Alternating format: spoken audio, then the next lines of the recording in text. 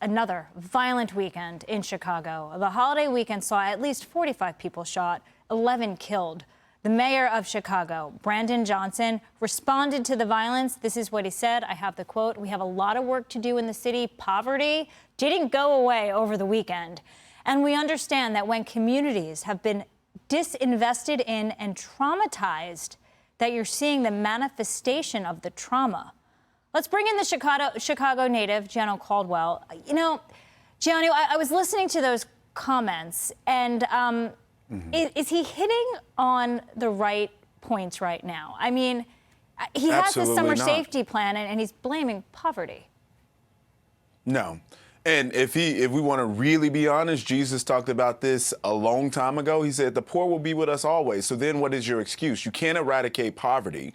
There's always going to be poor people. So what about those who choose to do the right things in life, those who choose to go to work, go to school, and not get involved in the activities that truly lead to violence? Those people are being slaughtered within the city of Chicago. A study came out recently done by Harvard University, which said that by the time a Black or Hispanic person within the city of Chicago becomes 40 years old, they either seen someone shot or been shot themselves. How disturbing is that?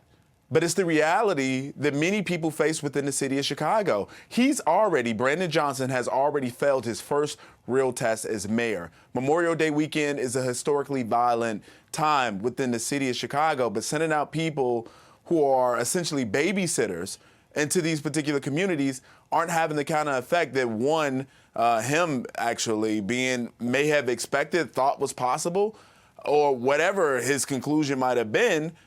If you don't have law and order attached to it, if you don't have police officers with the resources that they need, if you don't have county prosecutors who are actually prosecuting the law and not allowing people to come in and out of jail, if you don't have state legislators who don't push things like the Safety Act, which decriminalizes in a way, create a no-bail situation for second-degree murder, arson, and many other crimes, there's a major failure that's happening within the city of Chicago as well within the state of Illinois. And Mayor Brandon Johnson, he just got there. I know people want to give him a chance, but he's failing that test. And the legislators in Illinois and the prosecutors have been failing that test for a very long time now. You speak with passion, and I hope they're listening. Next one for you, Gianno. The Democrat congressman from New York, Jamal Bowman, says Black Americans have lost hope for reparations. He puts it like this.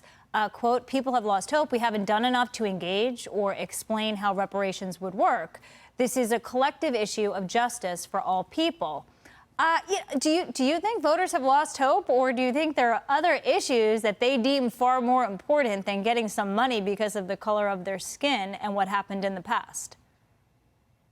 Well, I actually agree. I do think that Black voters, which when we look at the polling and we continue to look at the polling, they favor reparations. But in the words of George W. Bush, of all people, fool me once, shame on, shame on you, fool me twice, shame on me, fool me, you can't be fooled a third time. They use this reparations argument every chance they get around an election. They talk about task force at the state level. They've done it at the national level. It's always been a conversation, and what they use is to rally Black support for their candidacy, and they do it in the task force. I was a lobbyist. I know what these task forces are for.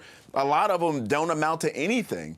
And Black Americans know that this is a fraud. That's all it is. You want to gin up the Black vase around race issues to try to win elections. People don't believe it anymore, and that's why this is falling flat on its face in Congress right now. Gianno Caldwell, thank you very much. Thank you for having me.